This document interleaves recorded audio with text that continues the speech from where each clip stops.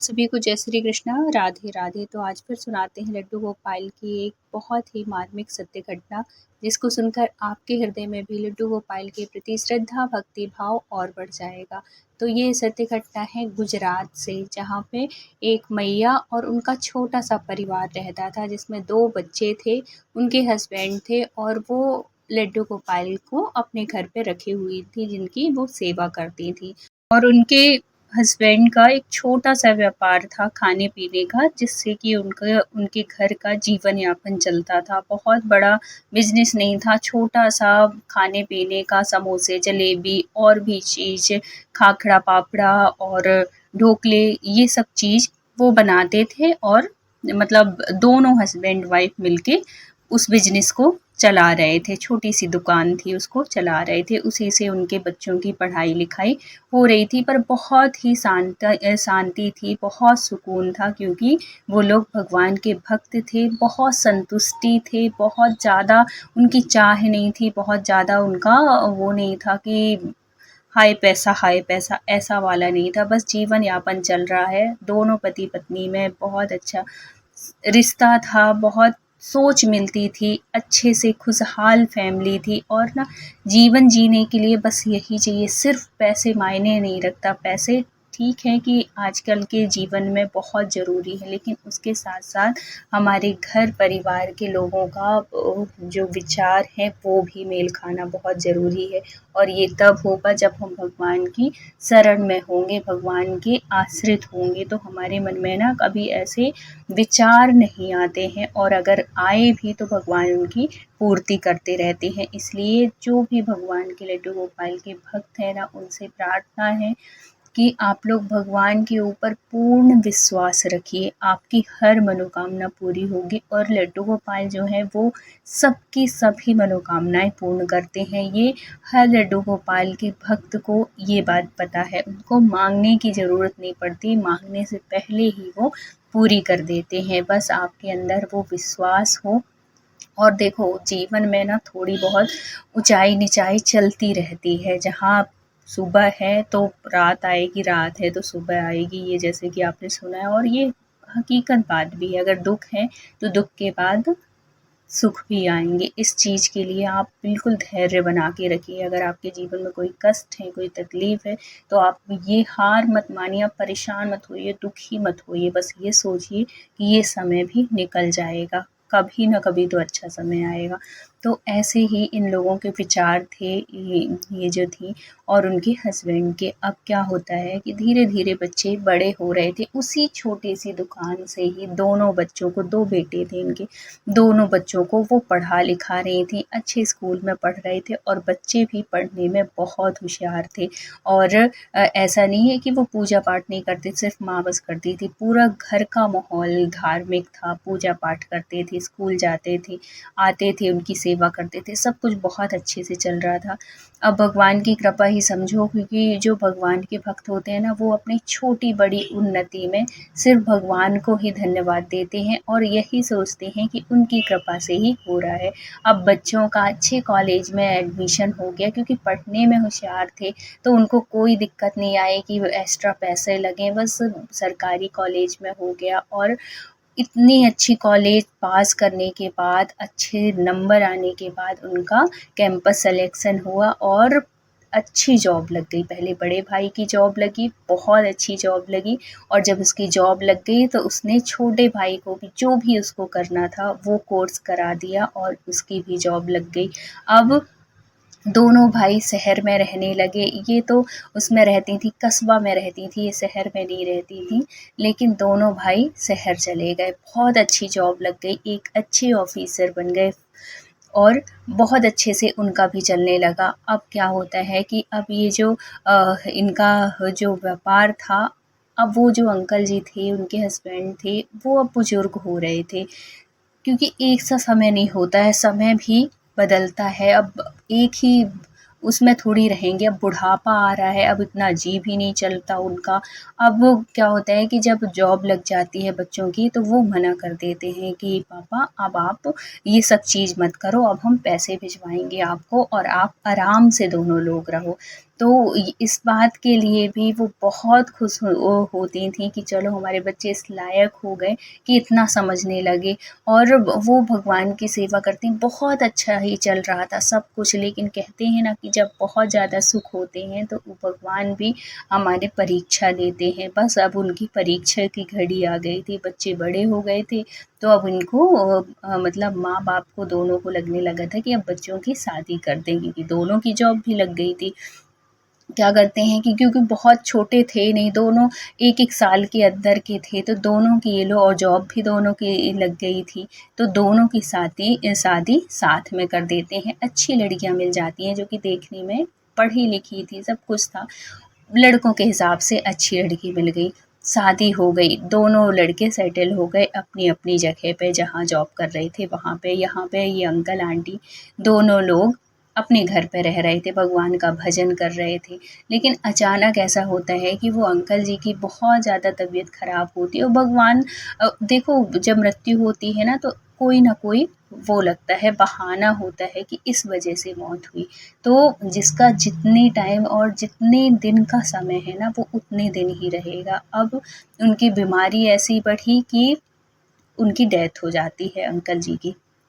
जब डेथ हो गई तो आंटी अकेली हो गई और बहुत दुखी हो गई, क्योंकि जब सबके साथ में रहो ना, तो ये दुख जो होता है वो झेला जा सकता है, लेकिन अकेले और ज़्यादा याद आती है सब कुछ। तो बच्चों ने बोला कि माँ आप इधर आ जाओ, अब आप अकेले वहाँ कहाँ रहोगी, पापा भी नहीं हैं, और वहाँ रहोगी अकेले रहोगी तो आपको याद भी आएगी। और बच्चे समझ रहे थे इस बात को, लेकिन क्या होता है कि जब वो बच्चे बुला लेते हैं अपने घर, मतलब जहाँ वो रह रहे थे वहाँ आंटी चली जाती हैं, और वो अपने साथ अपने लड्डू गोपाल को लेके जाती हैं, क्योंकि हमेशा से उनकी सेवा की, और वो जहाँ जाती कभी वैसा मौका भी नहीं आया था कि बहुत दिन के लिए कभी जाना हो और लड्डू गोपाल को कभी ले जाना हो।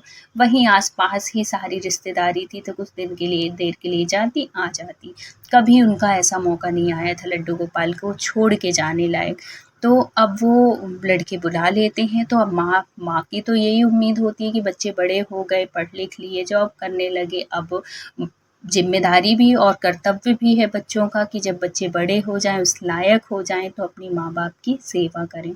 लेकिन क्या होता है कि जब वो आंटी अपने बच्चों के पास जाती हैं और वो सेवा कर वहाँ भी वैसे ही कर रही थी, लेकिन ये जो बहू थी, बहुओं को बिल्कुल भी पसंद नहीं था कि वो दिन-रात भगवान की सेवा करें। और फिर आजकल के टाइम पे ना क्या होता है कि बच्चे, दोनों बहुएँ जो थीं वो भी जॉब वाली थी, क्योंकि बच्चे पढ़ाई-लिखाई किए और उस हिसाब से उनको लड़की मिली। तो ये आंटी क्या करती हैं कि अपने भक्ति में, भजन में और भगवान को, लड्डू गोपाल को सात्विक खाना का भोग लगाती। लेकिन क्या था कि जब तक भगवान का भोग उस चूल्हे में बनता, तो वो आंटी कुछ भी बनने नहीं देती, और कोशिश करती कि ये बच्चे भी, क्योंकि हमेशा से ये जो बच्चे थे इनके सात्विक भोजन ही खाएँ, तो उन बच्चों को कोई दिक्कत नहीं थी। लेकिन जब से ये बहुएँ आई थी, जब से ये उनकी वाइफ़ आई थी, तब से ये लोग अपने हिसाब से बनाने लगी थी, वो भी खाने लगे थे और लड़कों को भी अच्छा लगने लगा था खाना। कोई दिक्कत नहीं थी, 4-5 साल इन्होंने अपनी वाइफ़ के साथ रहे, सब कुछ अच्छे से वैसे ही चल रहा था जैसे उन लोगों ने रखा। अब ये आंटी आ जाती हैं 4-5 साल के बाद। अब क्या होता है कि जब आंटी अकेले रहने लगी, तो वो बच्चे से बोले कि बेटा अब पोता हो जाता, मैं अकेली रहती हूँ, तुम दोनों चले जाते हो, और है अब अकेले बोर लगता है, ऐसे करके उन्होंने कहा, और 4-5 साल हो भी गए थे। तो इन्होंने, बेटा ने बोला कि हाँ माँ हो जाएगा, ऐसे करके। अब कुछ समय बाद भगवान ने उनकी वो भी इच्छा कब पूरी कर दी, एक पोता भी हो जाता है। लेकिन क्या होता है कि जब वो जो आंटी थी वो भगवान की सेवा करती, धीरे-धीरे वो बच्चा भी बड़ा हो रहा था, और वो अपनी दादी के साथ, क्योंकि दोनों हस्बैंड वाइफ ऑफिस चले जाते, तो संभालता कौन, दादी ही संभालती।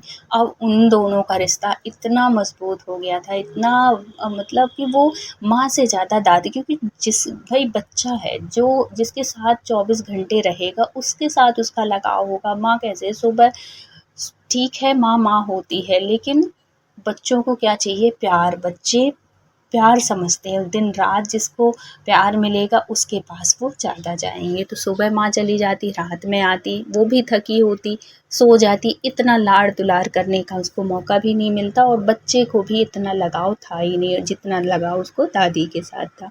अब वो भगवान की सेवा करते देखता, वो भी भगवान के पास बैठता, वो भी कभी घंटी बजाए, कभी दादी कुछ भी करवाएँ उनसे, कभी फूल लेके आए, उसका भी बड़ा मन लगता। और ये देख के ये जो थी इसकी वाइफ़ थी, बेटे की बहू थी, वो चिढ़ने लगी थी। उसको अच्छा नहीं लगता था कि इसको भी 1-2 बार अपने हस्बैंड से बोली कि देखो माँ पूरे टाइम उसको पूजा-पाठ में लगाई रहती, क्या पुजारी बनेगा क्या? वो कोई इस तरीके की मुझे अच्छा नहीं लगता है ऐसे वो करना, और वो भी मेरे पास नहीं आता, पूरे टाइम दादी, दादी, दादी, दादी ऐसे करता है। तो एक दिन ना वो क्या होता है कि वो बनाने के लिए कुछ आती हैं आंटी किचन में कि मैं आगे भगवान का भोग बना लूँ, मैं भी खा लूँगा और जो बच्चा है वो भी खा लेगा, ऐसे करके। तो वो मना कर देती हैं कि माँ आप अपने लिए बनाओ, अपने लड्डू गोपाल के लिए बनाओ, मैं बेटे को मैं बना लूँगी, ऐसे करके। तो उनको थोड़ी बुरा लगता है कि मैं पूरे टाइम इसको इतना प्यार करती हूँ और इसने कैसे बोल दिया, ऐसे करके। अब वो ठीक है, वो कह देती है कि ठीक है बेटा तू बना ले, मैं अपने लड्डू गोपाल का भोग लगा दूँगी। तो वो बनाती हैं, भोग लगाती हैं और खाने के लिए, क्योंकि रोज़ उसको देती थी दादी, तो उसको तो आदत थी वही खाने की। तो वो आया पास में और बोलता है कि दादी मुझे आज नहीं दोगी? तो वो कहती है बेटा आज तेरी माँ तेरे लिए बनाएगी, तो तू वो खा लेना। लेकिन वो ज़िद करने लगता है कि नहीं मैं भी यही खाऊँगा, और उसकी उतनी टाइम उसकी माँ ले आती है कुछ बना के। तो वो क्या करता है कि वो जो दादी ली थी उसका खाना ले लेता है और अपनी माँ का खाना अलग कर देता है। ये देख के तो उसकी माँ और आग बबूला हो जाती है, उसको लगता है कि मेरी माँ को मतलब मेरे बच्चे को ये जो है मेरी सास है वो अलग कर रही है, इसका मेरे से लगाव है नहीं और दादी से ज़्यादा लगाव है। अब वो इस बात से और चिढ़ जाती हैं। अब उनको लगता है कि इससे अच्छा ये जहाँ रह रही थी वहीं रहें। अब वो रोज़-रोज़ अपने हस्बैंड से कहीं कुछ बात बताए, कोई बात ना भी हो तो वो कहीं कुछ बताए, कहीं कुछ बताए, लेकिन ये बात ना बहुओं को समझना चाहिए। जितना लाड़-दुलार घर के बड़े देते हैं, जितना बड़ों का आशीर्वाद होता है ना अपने बच्चों के ऊपर, वो बहुत ज़रूरी होता है। और बहुत नसीब वाले हैं आप लोग जिसके घर में सास-ससुर सब पूरा परिवार है और जॉइंट फैमिली है। ये होना आजकल के टाइम पे ना बहुत कम हो गया है, लेकिन इस चीज़ से ये मत सोचिए कि सास से दिक्कत हो रही है, ससुर से, ये अपने आप को ना सौभाग्यशाली मानिए जिसके घर में भरा पूरा परिवार रह रहा है और इतना अपने बच्चे को इतना प्यार मिल रहा है, सबका आशीर्वाद मिल रहा है, ये बहुत बड़ी बात होती है। आज के टाइम पे तो कोई भी किसी के साथ रहना नहीं पसंद करता, लेकिन कभी एक बार अगर आपकी और आपकी सास की एक बात मतलब बोलना चाहूँगी हर बहू से, हर बेटी से, कि अगर आपका और आपके सास के साथ रिश्ता नहीं है, अच्छा नहीं है, तो कभी एक गुस्सा आती है, तो इस बात को हमेशा ध्यान रखिए कि अगर जैसे मैंने अपनी सास को बोला, अगर वही चीज़ मेरी भाभी मेरी माँ को बोलती, तो वो उसको कैसा लगता या कि मुझे कैसा लगता। अगर इस बात से अगर आपको लगे ना कि हाँ, मैंने ठीक बोला या कि मेरी भाभी ने ठीक बोला है, तो फिर आप सही हैं। अगर आप गलत बोल रहे हैं तो वो गलत चीज़ है और यही असर हमारे बच्चों के मन में पड़ता है। इसलिए अगर अपने बच्चों को संस्कार देना है ना तो आपको भी वैसा बनना पड़ेगा, आपको भी। और ये सिर्फ़ दिखावे वाली बात नहीं है, ये अंदर से भी होना चाहिए। अब क्या होता है कि ये चिढ़ने लगती है जो बहू होती है, वो चाहती है कि अब ये चली जाए जहाँ रह रही थी वहीं। अब वो रोज़ अपने हस्बैंड से कुछ ना कुछ बात में किच-किच शुरू हो गई। अब वो हस्बैंड आता ऑफ़िस से थका-हारा, वो भी आती है ऐसी बात नहीं है। यहाँ माँ जब तक बेटा आता तब तक कुछ ना कुछ तैयारी कर लेती बहू के लिए, सब्ज़ी-वब्ज़ी काट के रख लेती। ऐसी भी सास नहीं थी कि नहीं जो भी करना है बहू ही करेगी। वो भी सब कुछ कर लेती थी, जितना उनसे होता था वो भी कर लेती थी। तो वो चीज़ उसको नहीं दिखता था, बस वो बच्चे की उससे वो चिढ़ने लगी थी। अब वो रोज़-रोज़ का देख के अब लड़का करता भी तो करता क्या? अब वो कहे कि माँ को भेज दो या तो छोटे लड़के के पास भेज दो या तो उसको घर भेज दो। कुछ दिन के लिए मुझे ऐसे रहने दो, अकेले रहने दो जैसे मैं पहले रहती थी वैसे रहने दो। ये चिढ़-चिढ़ चिढ़-चिढ़ रोज़ की यही लड़ाई वो करके एक दिन बेटा कह देता है कि माँ बहुत दिन हो गए हैं, अब ऐसे तो बोल नहीं सकता कि माँ चली जाओ या कि घर से निकल जाओ, ऐसे तो बोलेगा नहीं क्योंकि उसके अंदर भी संस्कार थे। उसने भी बचपन से अपनी माँ को देखा हुआ था कि उसने हमको कैसे पढ़ाया, कितनी मेहनत की हुई है, तब हम जाके आज इस मुकाम पर पहुँचे हैं। लेकिन वो करता तो करता क्या, रोज़ की किच-किच, और उसको समझ में आने लगा था कि माँ को भी ये चीज़ अच्छी नहीं लगती है। तो अब वो माँ के उसके लिए कि माँ जिसमें मेरी खुश रहे वहाँ रह लेगी, मैं सारी वहाँ पे व्यवस्था कर दूँगा। एक दिन कहता है कि माँ बहुत दिन हो गए, आप अब वो डायरेक्ट ऐसे तो बोल नहीं सकता था। तो उसने कहा कि माँ बहुत दिन हो गए हैं और वहाँ भी थोड़ी-सा घूम फिर आओ, थोड़ा-सा आपका मन वो हो जाएगा। लेकिन जो माँ थी वो समझ गई कि इन लोगों की कुछ बात हुई है, कुछ बहस, क्योंकि उसको भी अपनी बहू का बिहेवियर अच्छा नहीं लग रहा था और वो भी चाह रही थी कि कुछ दिन के लिए मैं भी घर हो आऊँ, वहाँ कम से कम सुकून से रहेगी अपने लड्डू गोपाल के साथ में।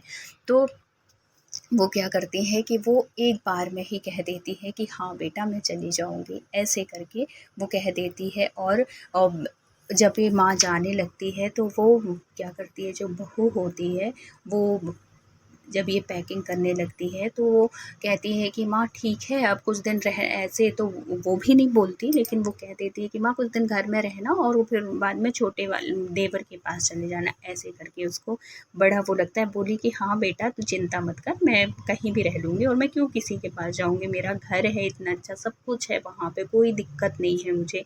और जाने के लिए वो करने लगती है, इतने में पैकिंग करने लगती है, इतने में बहू क्या करती है कि वो उसको लगता है कि ऐसा ना हो कि ये लड्डू गोपाल यहीं रख के जाएँ और फिर मुझे यही इनकी सेवा करनी पड़े और भोग जो माँ बनाती हैं बिना लहसुन प्याज का वो सब करने लगे। तो जैसे ही वो पैकिंग करती हैं, और ऐसा नहीं था कि वो लेके नहीं जाती, वो तो अपने लड्डू गोपाल को बिना अपने छोड़ती ही नहीं।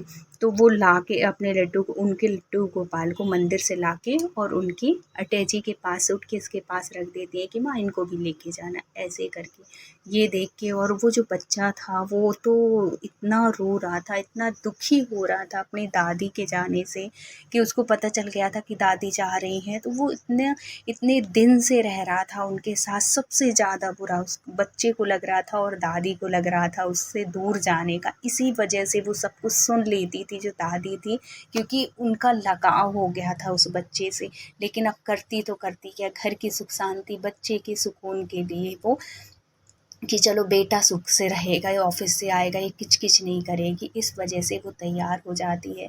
लेकिन जब वो वहाँ उसको भेज देते हैं, वो चली जाती है, यहाँ बच्चा इतना बीमार हो जाता है, इतना बीमार हो जाता है कि वो सपने में भी, वो सोते-सोते भी दादी को याद करता है, ये देख के। और इतना ज़्यादा बीमार हो गया कि वो खाना-पीना छोड़ दिया, वीक हो गया, उसको ग्लूकोज़ चढ़ानी पड़ी डॉक्टर के पास ले जाके। डॉक्टर खुद कहता है जब उसकी माँ से कि आप उसकी दादी को बुला दो, नहीं तो ये बच्चा बचना मुश्किल हो जाएगा। जब ये उसकी माँ सुनती है तो उसको समझ में आता है कि नहीं मैंने गलत किया, और फिर बाद में खुद जाती है अपने हस्बैंड के साथ गाड़ी में और माँ को, सास को अपनी बड़े अच्छे से लेके आती है। और उसने जो भी गलती की उसको उस बात का एहसास होता है और माफ़ी मांगती है कि माँ जो भी गलती हुई हो मेरे से, जो भी मैंने गलत बोला हो उसके लिए मुझे माफ़ करना, और आप अब हमेशा हमारे साथ रहो और आप कभी कहीं नहीं जाओगी, ऐसे करती हैं। और फिर दोनों बड़े प्यार से रहने लगती हैं। तो ये होती है